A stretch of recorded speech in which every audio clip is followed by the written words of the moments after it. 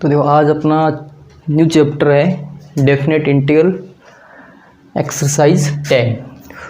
तो अभी तक अपने जो 9th की एक्सरसाइज में जितने भी इंटीग्रल किए हैं सारे के सारे क्या कैसे किए हैं, मतलब इंडेफिनेट इंटीग्रल किए हैं वो, है ना। यानी उनका क्या रिजल्ट आएगा वो फिक्स अपन नहीं निकाल पाए, क्योंकि उनके साथ एक क्या आता था, कांस्टेंट आता था अपने पास, और इसकी वैल्यू क्या आएगी ये हमें पता नहीं। तो 9th की एक्सरसाइज में जितने भी अपन ने इंटीग्रल किए हैं सारे के सारे क्या थे, वो इंडेफिनेट इंटीग्रल थे। अब जो 10th के चैप्टर में हम पढ़ेंगे वो सारे के सारे क्या पढ़ेंगे, डेफिनेट इंटीग्रल पढ़ेंगे अपन, ठीक है।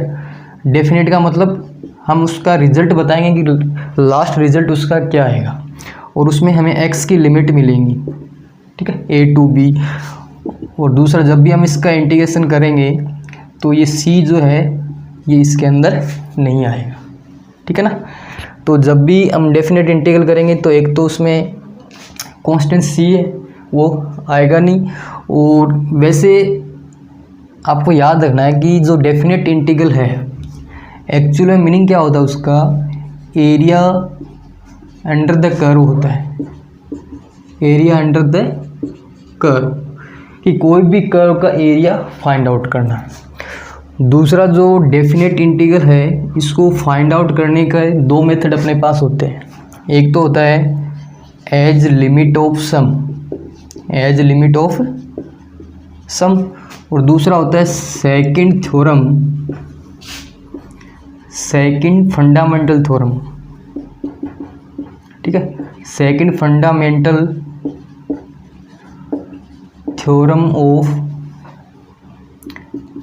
Integration calculus.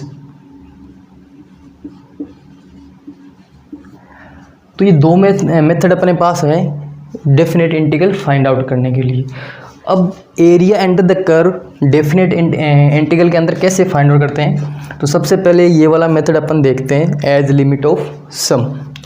तो उसके लिए हमें क्या मिलेगा, कोई फंक्शन मिलेगा f(x) और एक क्लोज इंटरवल मिलेगा, ठीक है। जैसे अपन लेते हैं कि y इक्वल टू कोई फंक्शन अपना, और ये क्लोज इंटरवल ए बी में क्या है, कंटिन्यूस है। मतलब जैसे ये फंक्शन इस प्रकार से जा रहा है कि y इक्वल टू क्या, ये फंक्शन है, और इस इंटरवल में क्या है, ये क्लोज इंटरवल क्या है, कंटिन्यूस है। तो हमें इसका डेफिनेट इंटीग्रल में इसका एरिया फाइंड आउट करना है, कहाँ से कहाँ तक का, x इक्वल टू a और x इक्वल टू b में। तो कौन सा एरिया फाइंड आउट करना है, ये वाला एरिया हमें फाइंड आउट करना, मतलब सारा। तो उसके लिए मैं क्या करता हूँ, ये जो पार्ट अपना बना है इसको छोटे छोटे n पार्ट में डिवाइड कर देता हूँ, या छोटे छोटे n रेक्टेंगल पार्ट में डिवाइड कर दें अपन। जैसे एक पार्ट ये बन गया, ठीक है, फिर ये पार्ट, फिर ये, ऐसे बहुत सारे छोटे छोटे रेक्टेंगल अपन इसके अंदर बना देते हैं। फिर क्या करेंगे, इस प्रत्येक रेक्टेंगल का अपन क्या निकाल देते हैं, एरिया निकाल देते हैं। जैसे इसमें फर्स्ट वाले का निकालना हमें एरिया, तो अब दूसरा ये याद रखना है इनकी जो डिस्टेंस है ना, बीच का जो डिफरेंस है, ब्रीथ है, मतलब चौड़ाई एक प्रकार से, वो सबका सेम रखना है इनका, और वो अपन मान लेते हैं कितना है, h है, ठीक है, ठीक है, h है। अब जैसे ये फर्स्ट वाला रेक्टेंगल है x इक्वल टू a, तो इसकी लेंथ कितनी आ जाएगी, x इक्वल टू a पे यहाँ पे पुट कर देंगे तो कितना आ जाएगा, fa। फिर आगे वाला जो है ये कितना हो जाएगा, a प्लस h, है ना, इससे ज़्यादा आएगा a से। फिर उससे आगे वाला क्या आएगा, a plus 2h, a plus 3h। तो ये लास्ट वाला जो है ये वाला, ये क्या आ जाएगा, a plus n minus 1 into h। ये तो इनके पार्ट हो गए। अब इनकी लेंथ भी ये आएंगी, जैसे फर्स्ट वाले की लेंथ क्या आ गई, fa, तो सेकंड वाले की लेंथ क्या आ जाएगी, fa प्लस h, थर्ड वाले की fa प्लस 2h, फोर वाले की fa प्लस 3h। तो यदि इसी प्रकार ये n पार्ट है, मैंने इसको डिवाइड किया। अब जैसे मैं फर्स्ट रेक्टेंगल का एरिया फाइंड आउट करूँ तो एरिया ऑफ रेक्टेंगल क्या होता है, l इंटू बी, यानी वो आ जाएगा h into F A first वाले का, ठीक है। फिर सेकंड वाले का निकालूँ तो वो भी h इंटू एफ, उसकी लेंथ क्या है, एफ ए प्लस एच है। थर्ड वाले की निकालें तो वो कितनी है, h, F A plus 2h है ना। 4 वाले के निकालें तो H F A plus 3H है, डॉट डॉट डॉट, तो लास्ट वाले निकालें अपन तो वो आएगा H F A plus n-1 into H. ठीक है, ये इन सब का एरिया आ गया, छोटे छोटे जो रेक्टेंगल अपन ने बनाए थे। अब मेरे को ये पूरा निकालना है तो अपन क्या करते हैं, इन सब को ऐड कर देते हैं। ठीक है, सबके बीच में क्या प्लस का साइन लगा देते हैं, तो सबको ऐड कर दिया। अब दूसरा देखो, सब में क्या मिलेगा, इनकी जो ये ऊपर वाली लेंथ है ना, ये चेंज होती जाएगी, छोटी छोटी, मतलब ज़्यादा डिफरेंस नहीं आएगा, फिर भी चेंज होता जाएगा। तो उसको बैलेंस करने के लिए, मतलब h को बैलेंस करने के लिए अपन इस पर क्या कर देते हैं, लिमिट s टेंस टू 0 लगा देते हैं। तो देखो क्या बन जाएगा, लिमिट s टेंस टू 0, और इन सब में क्या कॉमन आ रहा है, h कॉमन आ रहा है, तो अंदर क्या बन गया, F A plus H F A plus 2H है ना, F A plus 3H plus dot dot dot F A plus n-1 into H. ठीक है, ये बन गया अपने पास। तो इस फॉर्मूले को अपन क्या बोलते हैं, एज लिमिट ऑफ सम। इसका मतलब ये जो है ना, किसके इक्वल होगा, आपके जो अपन इंटीग्रल फाइंड आउट करेंगे a टू b वाला। ठीक है, यानी a to b fx dx, उसका यदि एज लिमिट ऑफ सम के रूप में अपन फाइंड आउट करना चाहें तो उसका फॉर्मूला अपन ये बन जाएगा अपना।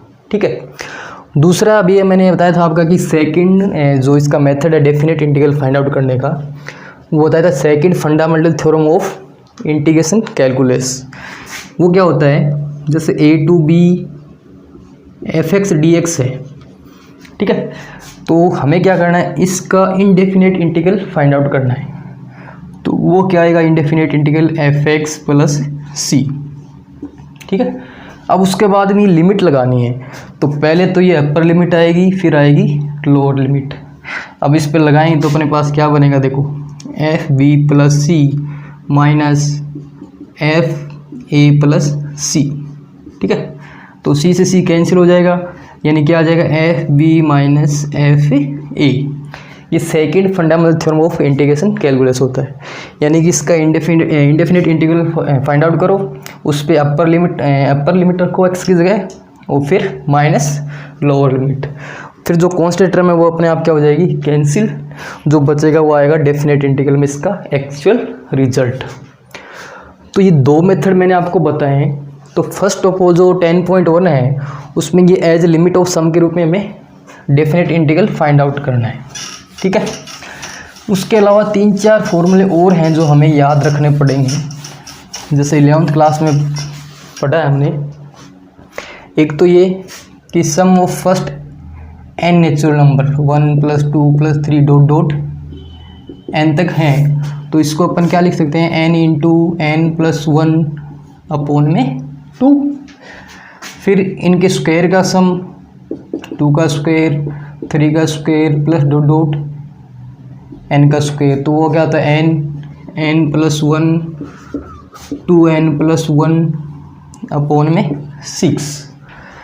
फिर इनका क्यूब करें नेचुरल नंबर का, तो प्लस n का क्यूब, वो क्या आता है, n + 1/2 और इसका होल स्क्वायर।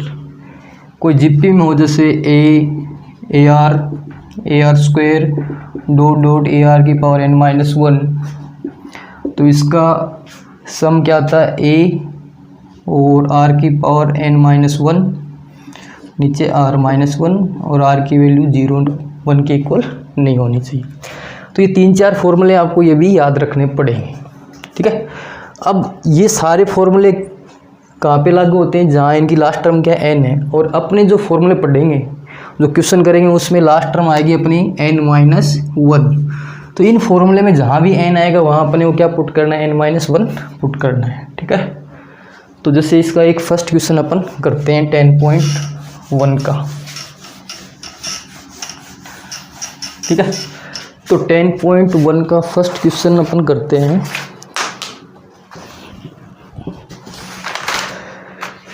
जो दे रखा हमें लिमिट दिया हुआ है 3 से 5 और x माइनस 2 dx, ठीक है। इसका as a limit of sum find out करना है। तो उसके लिए हमारे पास फॉर्मूला क्या होता था कि वी नो दैट कि limit a to b fx dx equal to क्या लिखते हैं अपन, लिमिट s टेंस टू 0 फिर h f a plus h f a plus 2h dot dot dot last term क्या आता था अपना f a plus n minus 1 into h, ठीक है। ये तो अपना है फॉर्मूला। अब कंपेयर करें अपन तो fx की वैल्यू क्या है अपने पास x माइनस 2, a की वैल्यू क्या है 3, b की वैल्यू क्या है 5। अब यहाँ से हमें एक h निकालना है, वो कैसे निकालेंगे, b minus a upon n का मतलब जितने पार्ट में इसको डिवाइड किया है 3 और 5 को, तो क्या आ जाएगा देखो nh की वैल्यू क्या आ जाएगी, b की वैल्यू क्या है 5 माइनस 3 करेंगे तो 2, ये वाले अपन काम में लेंगे लास्ट में, ठीक है। अब F A plus H A plus 2h इनकी वैल्यू फाइंड आउट करनी है हमें और यहाँ पे पुट करनी है फिर। तो a की वैल्यू कितनी है अपने पास 3, यानी कि f3 plus h f3 plus 2h ऐसे लास्ट टर्म आ जाएगी। तो सबसे पहले मैं निकालता हूँ f3, तो fx में जहाँ भी x वहाँ क्या रख देंगे 3 रख देंगे, तो 3 माइनस 2 1 है ना। फिर f3 प्लस h निकालें तो x की जगह क्या रखना है 3 प्लस h, तो 3 प्लस h माइनस 2, तो ये आ जाएगा 1 प्लस h है ना। फिर f3 प्लस 2h निकाल दें तो आएगा x की जगह रखो इसी में 3 प्लस 2h माइनस का 2, तो ये आ जाएगा 1 प्लस 2h, ठीक है। तो ऐसे डॉट डॉट डॉट और लास्ट टर्म में अपन निकालें f3 plus n minus 1 into h, ठीक है।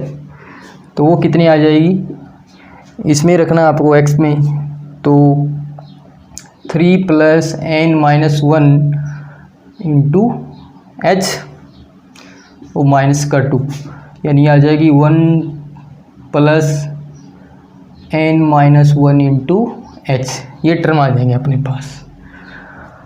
अब ये सारी वैल्यू इसमें रख देते हैं।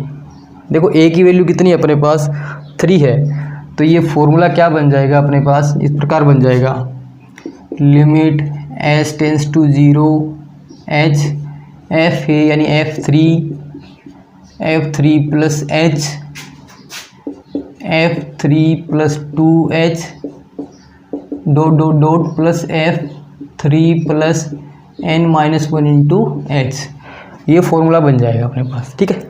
और ये वैल्यू अपन ने फाइंड आउट कर रखे हैं अभी, तो ये सारी वैल्यू इसमें क्या कर देते हैं पुट कर देते हैं, तो अपने पास रिजल्ट देखो क्या आता है, ठीक है।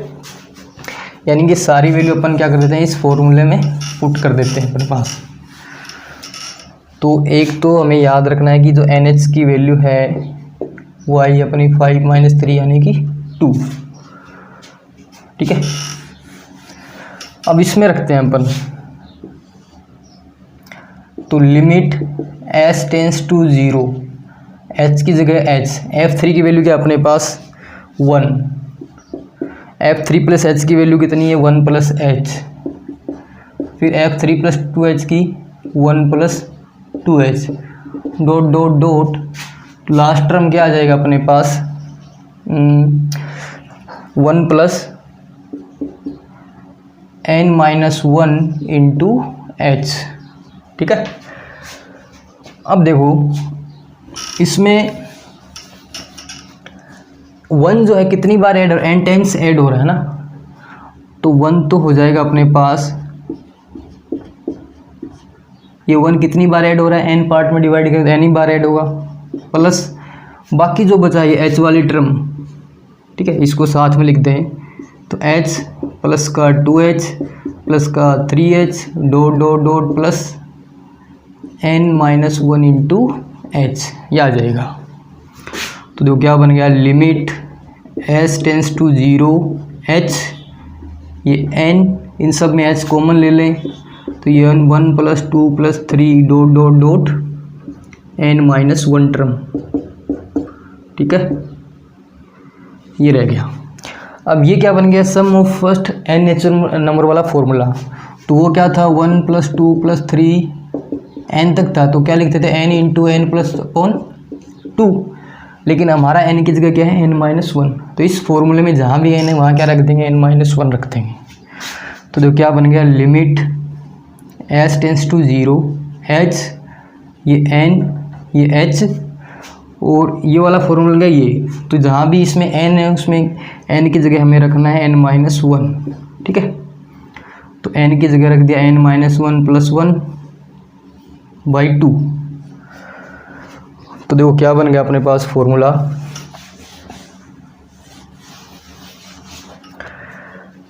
यानी कि limit s tends to 0 h, ये n ओ या -1 से 1 कैंसिल, तो एक n यहाँ से कॉमन लेंगे और उस n को यहाँ से मल्टीप्लाई करना, ये लास्ट में करना है आपको, n कॉमन लेना ही है। तो ये हो जाएगा n² h और इधर रह गया 1 - 1 अपॉन n और बाई 2, ठीक है। अब इसको सोल्व करना है तो इस h को क्या करते हैं अपन अंदर मल्टीप्लाई कर देते हैं। तो देखो क्या रिजल्ट आता है अपने पास, इस n को अंदर मल्टीप्लाई करना है तो क्या आएगा, देखो लिमिट s टेंस टू 0, ठीक है, इसको अंदर मल्टीप्लाई करेंगे तो nh, फिर n² h² बाई 2, ये 1 - 1 अपॉन n। अब NH की वैल्यू अपने पास कितनी है, 2 है, इसमें पुट कर दें तो ये आ जाएगा 2 प्लस 2 का स्क्वायर बाई 2 और 1 अपॉन n की वैल्यू हो जाएगी आपकी 0। कहाँ से होगी 0, यहाँ से n की वैल्यू निकालोगे ना वो, तो वो कितनी आएगी 2 अपॉन h, और यहाँ पे पुट कर देंगे फिर वो, और h की वैल्यू क्या रखनी है फिर 0, तो सारा टर्म क्या हो जाएगा आपका 0 हो जाएगा, ये वाला 1 अपॉन n का। तो ये बच जाएगा आपके पास, यानी कि 2 प्लस एक स्क्वायर से एक स्क्वायर पावर कम हो जाएगी, तो टोटल रिजल्ट कितना आ जाएगा इसका 4। ऐसे ही करने हैं आपको, मतलब सारे क्वेश्चन करने हैं और बहुत ही आसान मेथड है। तो बाकी इसके जो क्वेश्चन रह गए वो नेक्स्ट वीडियो में अपन करेंगे इसके, ठीक है।